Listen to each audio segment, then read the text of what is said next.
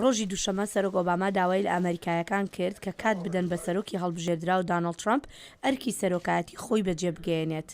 I think it's important for us to let him make his decisions. لەو بڕوایەدام شتێکی گرنگە ئێمە ڕێگای پێ بدەین کە بڕیارەکانی خۆی بدات. ئەمریکایەکان لە ماوەی چەند ساڵی داهاتوودا دەبێت بڕیار بدەن لەسەر ئەوەی کە ئەو شتانی کردوێتی بە سەندیان کردووە یان نا و ئایا دەیانەوێت وڵاتەکە بەو شێوازی سیاسەتە بڕوات؟ سەرۆک ئۆباما گوتیشی لە پاش کۆبوونەوەکەی لەگەڵ ترامپ دڵنیا بوو لەوەی کە ئەو دەبێت بە سەرۆکی هەموو ئەمریکایەکان.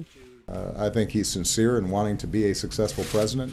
پێم وابێت ئەو ڕاستگوۆیە لەسەرەوەی کە دەیەوێت ببێت بە سەرۆکێکی سەرکەوتوو وڵاتەکە بەرەو پێش بڕێت و بڕوان ناکەم هیچ کا سەرۆکێک بێت و بەخۆی بڵێت دەمەوێت بزانم چۆن بتوانم خەڵکی تووڕە بکەم و نوێی وڵاتەکە لە پراوێز بنێم. لەو بڕوایەدام ئەوەی لە توانایدا بێت دەیکات نەک تەنها بۆ ئەو کەسانی کە دەنجیان پێداوە بەڵکو بۆ هەمووان، بەڵام هێشتا تەنها 6 ڕۆژە و ئەم کاتەش گرنگە بۆی تا بتوانێت ستافەکەی پێک بهێنێت و بزانێت چ شتێک ئەرکی سەرەکی دەبێت.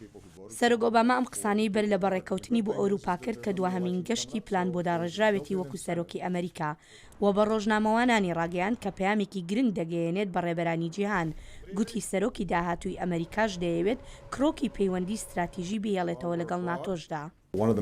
یەکێک لە پەیامەکانی کە دەتوانم بیگەێنم بەڵێنەکانێتی بۆ ناتۆ و هاوپەیمانێتی ئەو بەری ئەتلانتیکە. پێم وابێت ئەمە یەکێکە لە شتەهرە گرنگەکانی کە لەم کاتەدا و دەمیانی ئەم سەردانمدا دەتوانم بیکەم ئەوەیە کە پێیان بڵێم هیچ لاوازبوونێک لە سووربوونماندا نییە.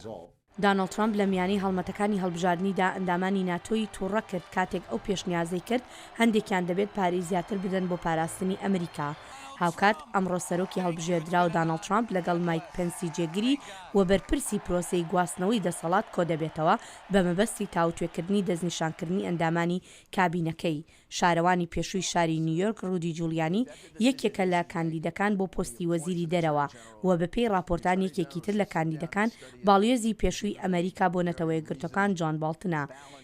ترامپ لە ماوەی ڕابردوودا 2 کەسی بۆ 2 پۆستی سەرەکی کۆشکی سپی دەستنیشان کرد، ئەویش بەرپرسی پارتی کۆماری ڕێنز پریبەس بۆ پۆستی بەرپرسی کارمەندەکانی کۆشکی سپی و ستیڤن بەنن وەکو استراتیژیدانەری باڵای خۆی دەستنیشان کرد کە ئەمەش ڕخنێکی زۆری لەلایەن دیموکراتەکان و هەندێک لە کۆمارەکانیش لێکەوتەوە، بەڵام لەلایەن سپی پێستەنەتەوە پەرستەکانەوە پێشوازی لێکرا.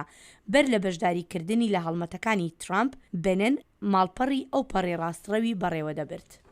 هێرو زەنگەنە دەنگی ئەمریکا.